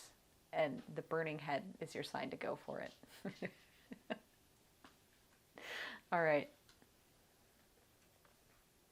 Yep. All right. Number 21, Trust Basil. Got an eye, Scorpio. So I think, okay, this has to do with seeing things that other people can't. You're very perceptive, group 3, and I feel like the universe is asking you to notice how tall this basil plant is here. Do you see how stemmy that is? It's kind of leggy. The roots are strong, and they can go deep, and I'm actually seeing that even if the terrain is rocky. I don't think that's the case with regular basil plants. I feel like they have to have a lot more soil, but I don't know. Yeah, so for you, your strength and your experience are the anchors, even if, you know, the terrain's a little bit rocky here. So have faith in yourself and any plans that you may have for yourself at this time, because I do think things are likely to work out in your favor. Right now, it feels like just the sun is shining down on this plant. It's shining down on you. It's shining down on your shoulders. So feel that warmth and trust that all is well. And whenever you decide to focus your attention or attention on at this time, it's going to flourish. You know, if this is in regards to that long-term project that you can create that we talked about here, you know, go for it. But that doesn't mean it has to be major either. This could be smaller goals or activities. Your guides just want you to carry that seed of faith in you.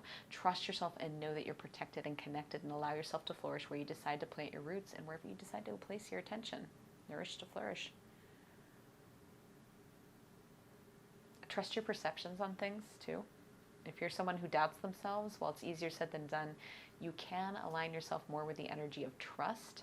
You are very intuitive, group 3. You likely have a strong manifesting streak too as well, strong manifesting abilities. So remember, again, I already said it, nourish to flourish. You have a lot of positive and protective energy surrounding you. You know, it's safe to take a risk here if you've been hiding your light for others. Just, you know, be the zebra over here and show off your magic. You've got this. You can absolutely make whatever is brewing here, you can create this. You can ground it into the 3D.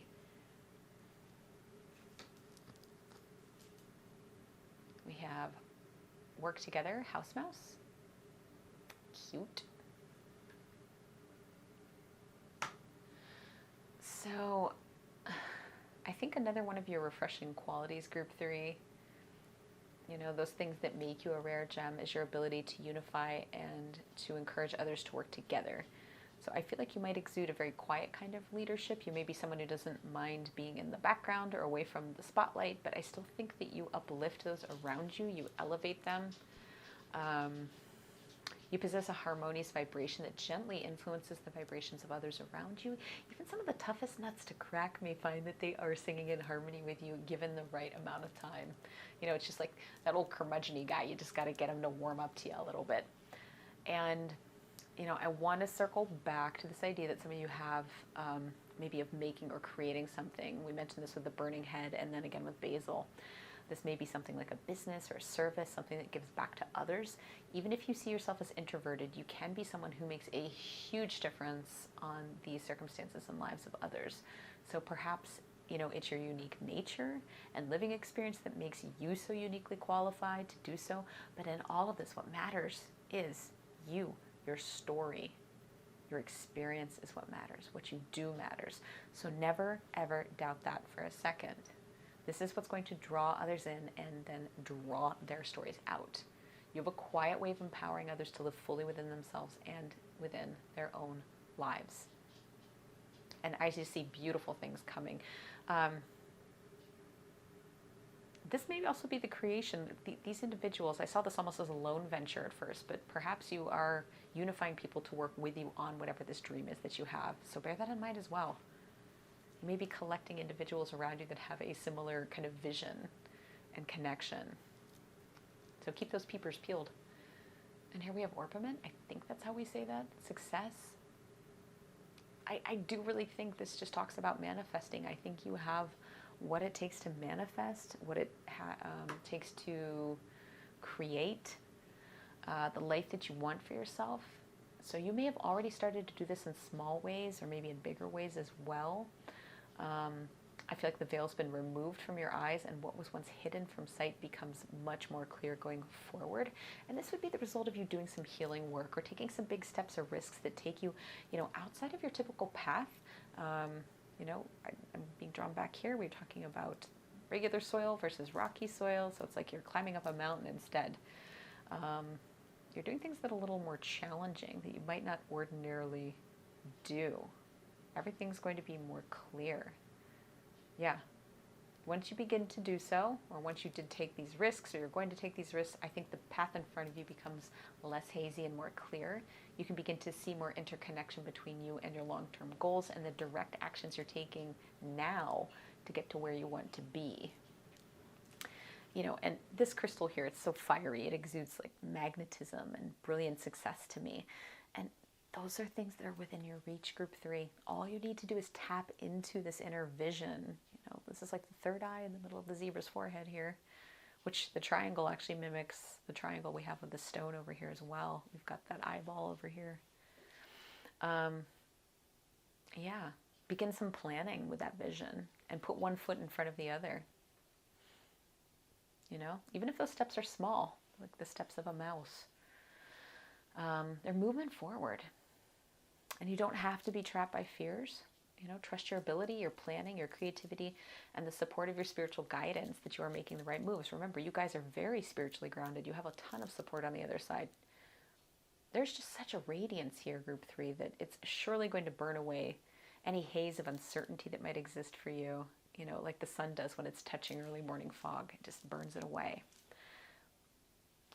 This stone here may also represent you doing some lower chakra work, root, sacral, solar plexus, maybe a combination. It could be about healing old wounds, getting grounded through your root, and then moving up to your dream center and connecting your long-range vision of the sacral with the stabilizing energy of the solar plexus.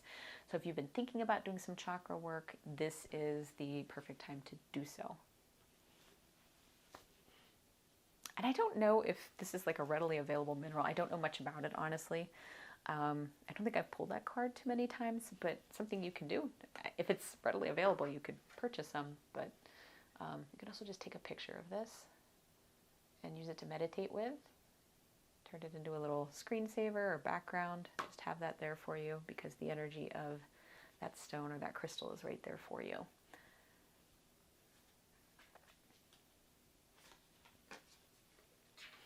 And our next card is Camel. This camel, this is interesting. It has kind of a dreamy quality to it, the whole card itself. It's like the camel's gazing out this way. We're dreaming about going elsewhere, being ready to go. I've got my water stored up for my travel. So you may have a quality too that's a bit wander-like. You get the wanderlust. You like to perhaps explore. You might be somebody who dreams of travel or enjoys learning about other cultures and checking out other places. And that's not for everybody. Some people are very content being where they are. There's kind of a strong Piscean energy here, very Pisces.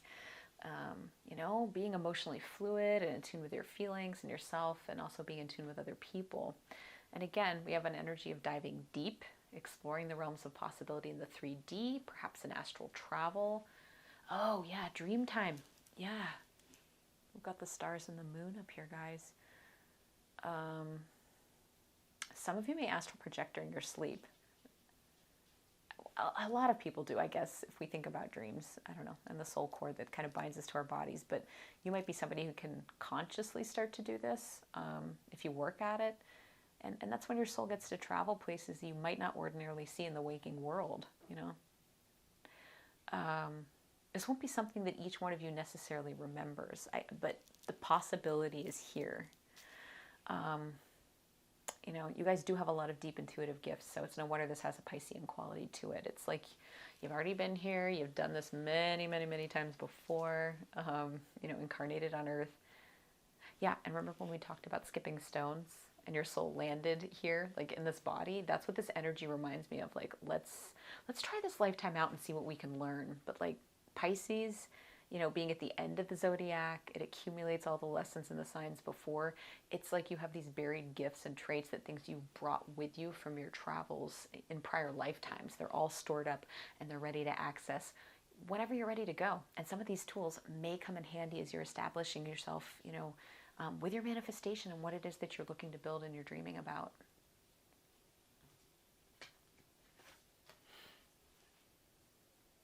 Sacred Destiny Oracle card. Oh, that's perfect. Action.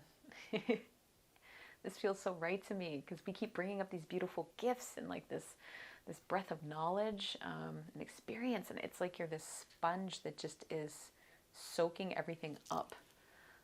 Group 3. You know, everything that you've taken over the years, and also those prior incarnations too. It's all with you, even if you don't remember it consciously. It's there for you. So what you say and what you have to offer is both magical and supporting. It's empowering. And you could be of serious support to others on your journey and on their journeys. So now is the time to act on that, maybe to take that risk. Put yourself out there in a new way. Maybe you're offering some kind of new service to clients, you're going back to school, you're learning a new trade, maybe you're becoming a parent, quitting a job, planning a move to a new state or a country. This is the time to put your intentions into action and to get into alignment with what it is that you really want. And I do feel that you're connecting the dots between all the stones, you know, on your journey here, group 3. Like you're laying down new roots. You're daring to be a little different than maybe what you thought you might be or what others expected of you, because you're a zebra. Why would you conform? So I really do feel this is the time to move into the next phase of the cycle for you. This last phase is ended. Just like we were talking about the phases of the zodiac. You know, it's time for you to come out of the shadows if you've been hiding and allow the sun to warm your skin, because you're being called to action, group 3. And so the question is, what will you do next?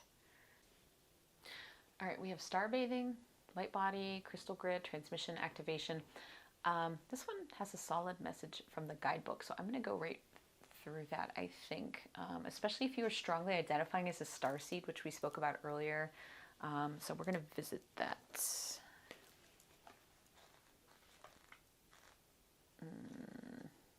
Where are you?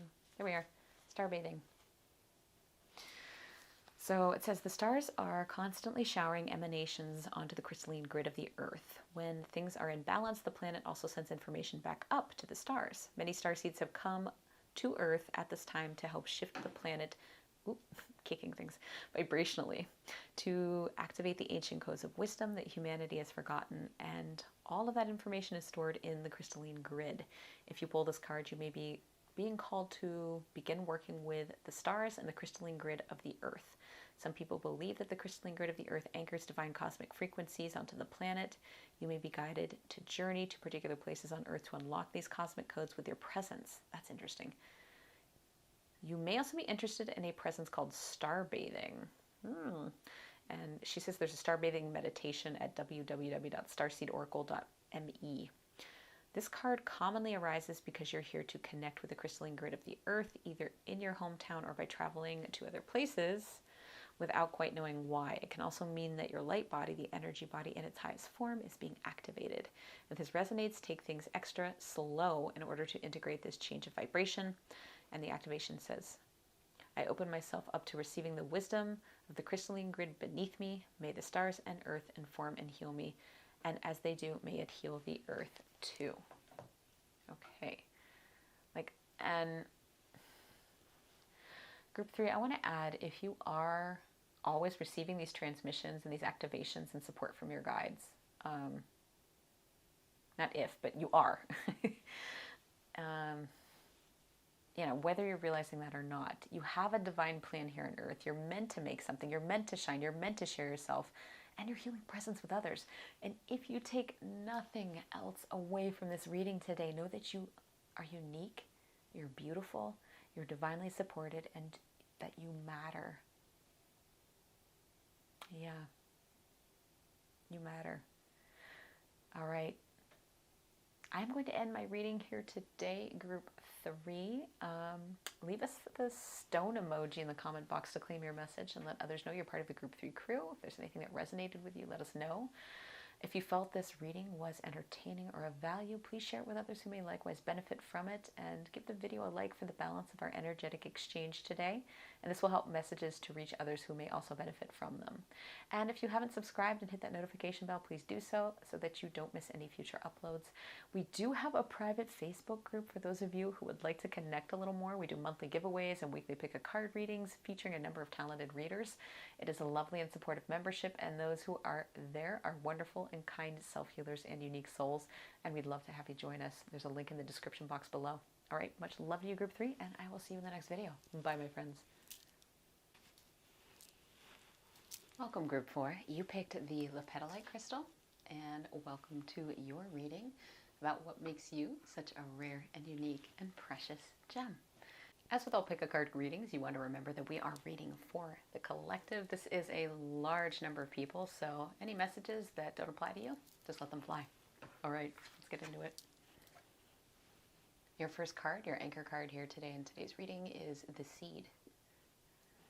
So, I don't know if you can tell, that is like a little pearl at the center here. And that's you. Yeah, you're a Pearl group 4.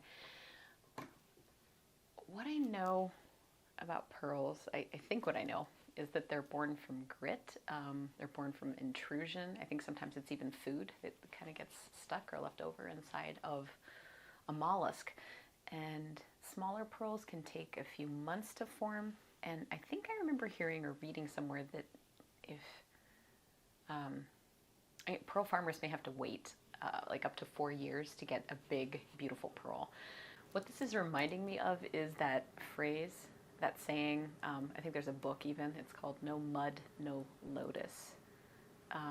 You have to have the mud to have the beautiful flower. You have to have the muck. We all have challenges and pain and things we have to move through in life, and you're no exception.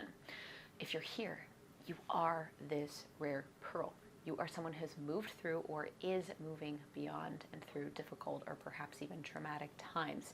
These lines are also reminding me of like an old record, like an old vinyl record. The lines circle into the center to tell a story, right? So you get the whole picture, you get the whole album, you get the whole experience. Events can shape us, but they're not going to define who we are. They don't have to. You can choose to put the needle down and listen to that record, or don't. The vinyl album is just one part of your story in the totality of you. You may have many other, you would have many other records inside your library, right? And there's almost a quality that's like a labyrinth here. Labyrinthine, I don't know if that's right, moving into the center of this and coming out again as part of the journey. And so this could represent a journey to the center of who you are and healing as you move out again, you know, tracing that roadmap from past to future.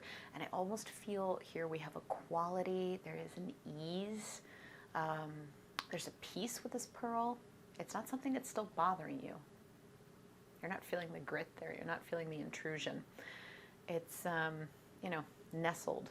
Like it's like an egg in a nest. And if I look around, I would see that you maybe have many other pearls or many other gems around you. This is just one facet of the shining gem that's you. There's many, many other parts to this. There's so much more that's around you. There's a realm of possibilities that you may be currently discovering in your life group 4.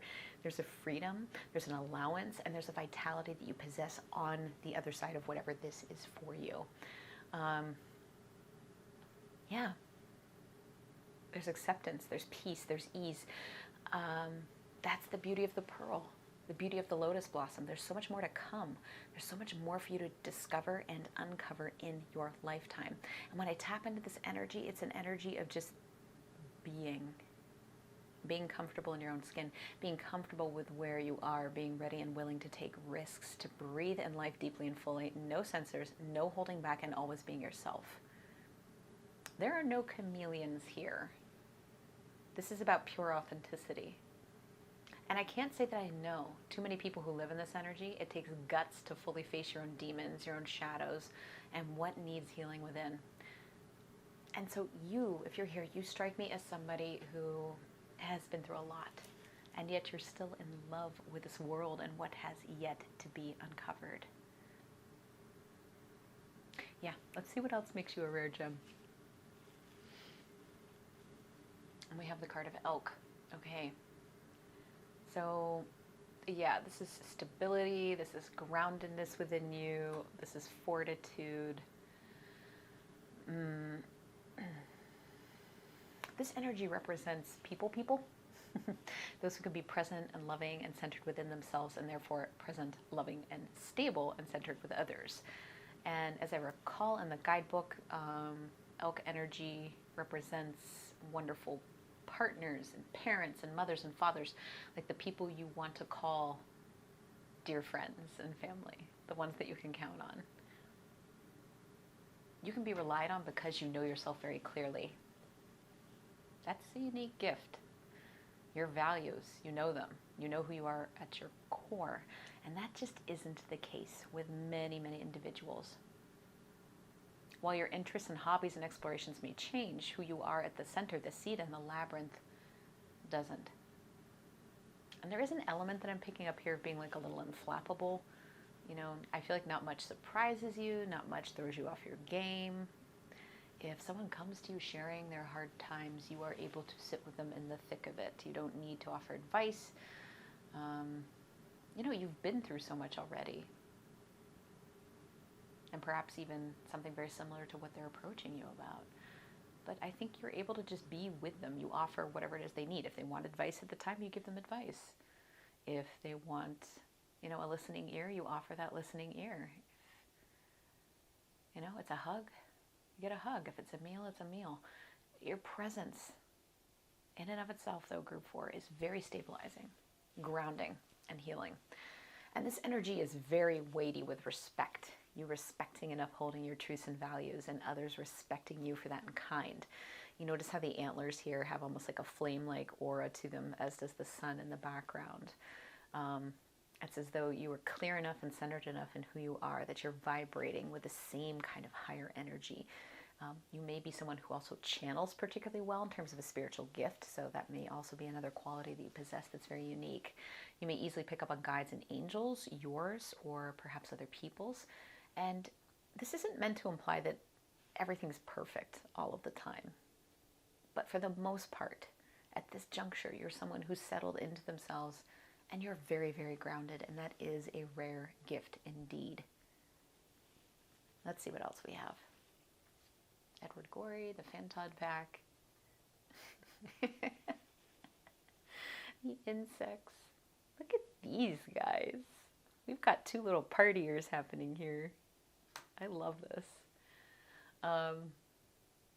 Yeah. They're having a really good time. And you're invited. I do feel a very special connection here. They might be ancestors of yours. They could be deceased loved ones, maybe guides checking in on you, just making sure that you're doing your thing, kind of sticking to your goals. Some of you will know exactly who these are. Others of you, maybe not so much. The connection could go back a ways, particularly if we're talking about deceased ancestors. The energy is one that says to stay light or to lighten up, to make meaning, if that's your jam, but not to take things too seriously, right?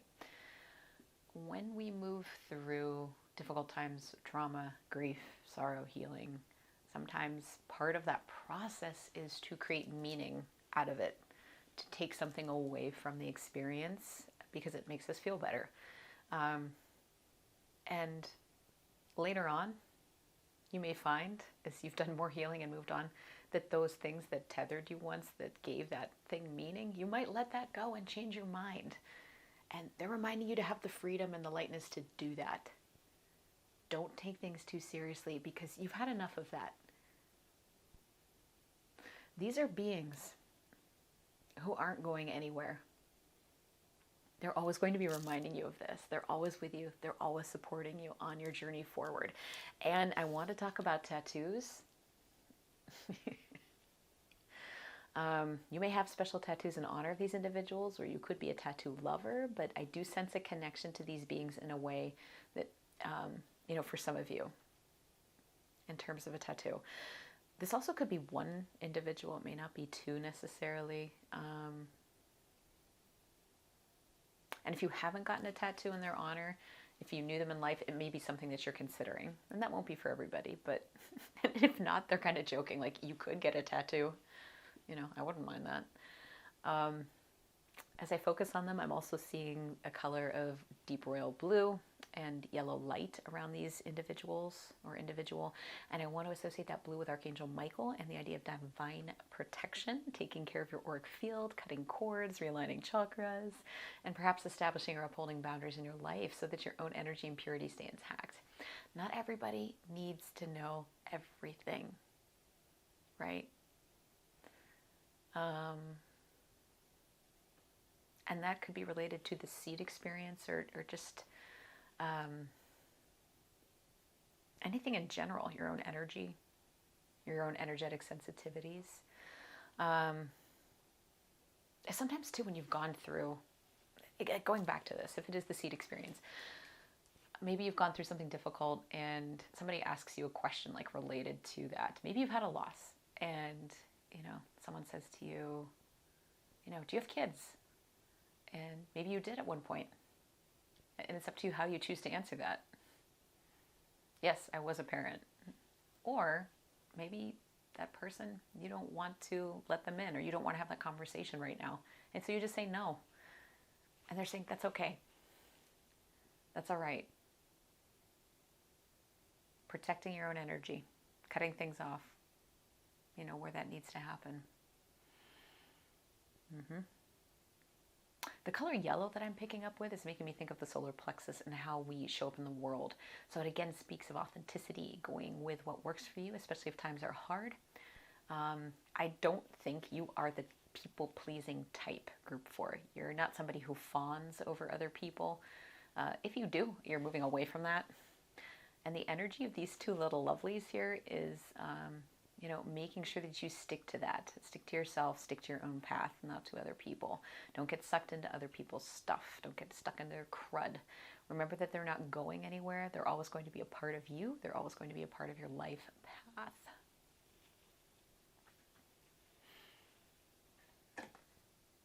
Okay, and we have number 35, Focus and Stock. Green Witch Oracle. Oh, and I think, what is that? Sagittarius right there, the little arrow. So Sag is, it's a fire sign.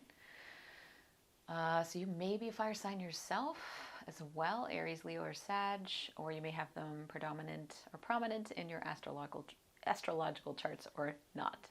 It doesn't matter, really. It's just there if that message is for you. This is a passionate sign, one that's dynamic as well. Sag is curious, but they're also very adaptable, which isn't something we might necessarily think about with a fire sign if we're not like digging into astrology that much.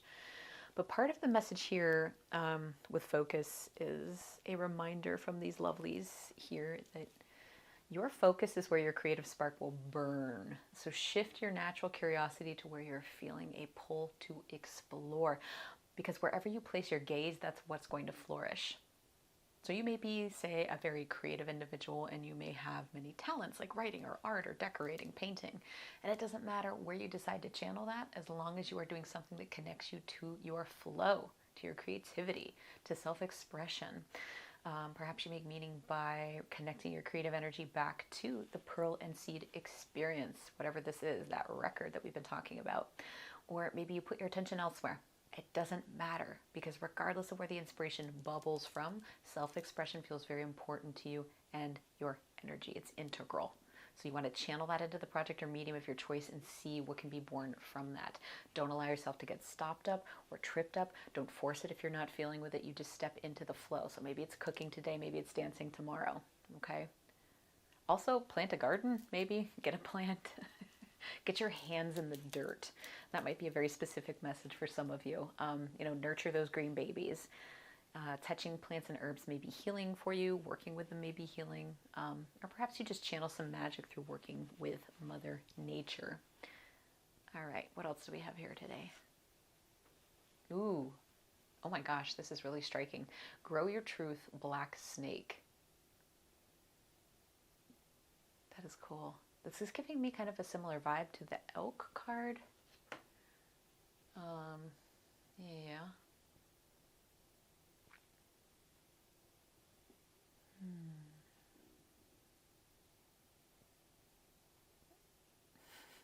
They're making me laugh again. They're kind of going back to like just how funny they look compared to like how intense some of these other cards have been. Like, hey, just lighten up, guys, it's fine. But the message here is, as you're growing your truth, you're growing beyond the confines of one way of being. We're shedding our skins and becoming closer to centered and to who we really are.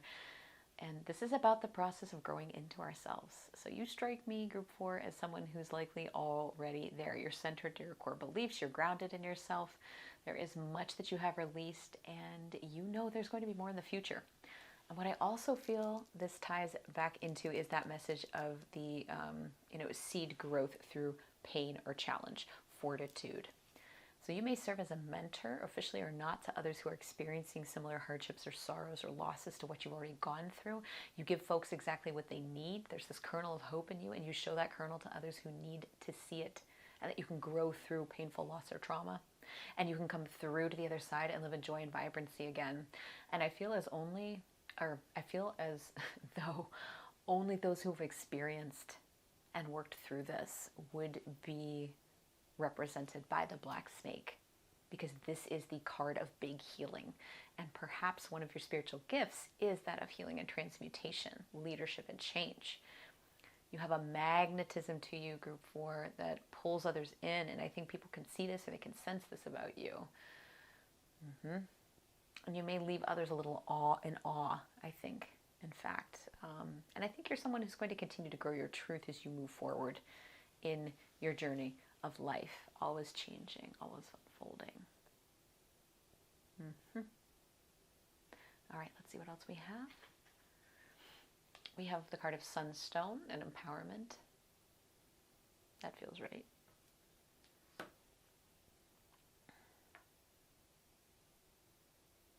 Just as we're getting with the black snake, if you, or you're just not empowering yourself, or just like being on the path to empowerment. You're someone who empowers others, right? You help them uncover their own shine. You help them step into their own power and their like natural solar plexus energies, so that they are radiant. And there may be certain actionable steps that you take, but part of this is just sitting with others, and being yourself. You might be someone who is a connector, right? Somebody who connects others with services or ideas or books or people who can help others see their own radiance and joy again. So say like someone's going through a difficult time and you hook them up with a name, someone who does sound healing or Reiki or acupuncture or massage therapy. And so they start seeing one of these individuals, and it's one step in that healing process. They start to feel just a titch better. Okay, I'm starting to look forward to this. I'm starting to connect with someone else out and about in the community, for example. This is getting me out of my house, maybe. And then perhaps you offer a book on empathy or trauma or grief or loss or just healing, something along those lines. And then they're working through this book diligently, and there's just a little more shine. Maybe you talk about it. Maybe you have discussions. Maybe you introduce them to a book club or other people that are working with this. And this can go on and on, right? Maybe you're cooking them a meal one night. You're just talking about things, or you hook them up with a good therapist. This doesn't feel like heavy discussions at all, but it's more like you sitting there and saying, I see you. I'm holding space for you. I'm sorry for what you're going through. I love you. You have the courage and the empathy, and you have the realness to sit in the hard times with others. You aren't someone who is shy about getting their hands dirty. You're like an all-in kind of person. All in with the support needed. Whatever it is, a hug, a kind word, a meal, a connection. You're there. Empowerment. And I feel like this is your aura, too. I want to add that in. Creativity. Strong sacral chakra, definitely. Very, very radiant. Like, you're very grounded into those lower chakras, where so much of our old wounds and healing need to happen. And not everybody's there. Especially intuitive folks, they tend to kind of dissociate and kind of like go up into the upper chakras a little bit, kind of get a little airy, fairy, and floaty. But you're somebody, you have like got your grounding cord down. And you're somebody who can help make that magic happen with other people. Just stay weird. All right, we also have the card of cat. So this is actually going to be a literal message for some of you. Get yourself a cat. In fact, these guys here, our lovelies, and I don't know why I'm calling them lovelies, but those are our lovelies. They're kind of giggling about it. So maybe you aren't a cat person, or you haven't had the opportunity to know many cats, but a cat could be very good for you and your energy and give you like a nice little cuddle buddy, even if you're a dog person. You know, with cats, like their energy, it depends, especially when they're younger, they can be high at times, but that high is very different than like a dog kind of high. I've got both in my home. I have a dog and cats, and I love the energy that both of them bring. They add so much to your life, and if you haven't considered a cat, it might be time to. This might be a sign from the universe. Cats also show us that, oh, this is interesting too. Look, we have sun, and we have the sun, and then we have the moon over here. So yeah, being balanced, you've got a good duality. We were talking about your chakras and being grounded in them before, and I want to go back here and see the rainbow. Like, and here's your spine, like your central channel. I'm just seeing huge balance and integration with you, even between like the left and right hemispheres of your brain. You've done a lot of work, group 4. All right, to go back around.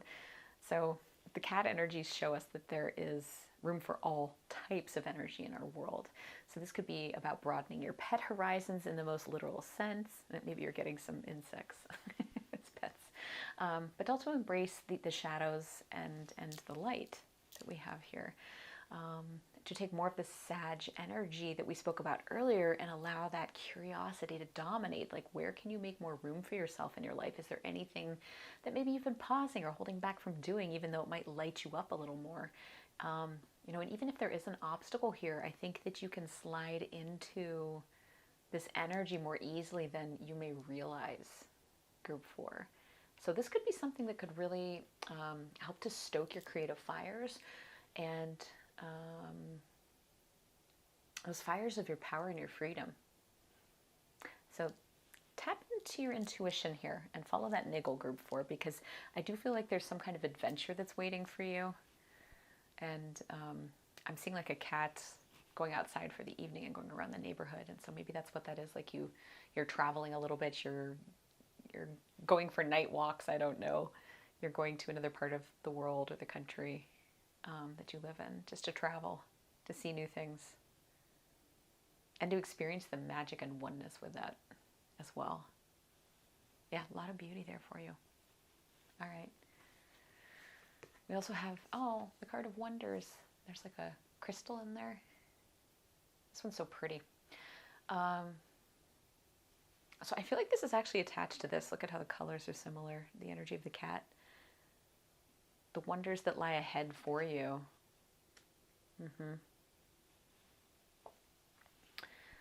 Yeah, when you open yourself up to the possibilities. Yeah, anything that you may have been putting on pause. There's so much waiting for you, I think, at the next bend of the road. And also, again, you have a lot of depth to you, group 4, like mysteries. There's like a deepness to you, beauty that others simply don't carry or they don't know how to access on their own. And that's another thing that makes you so rare.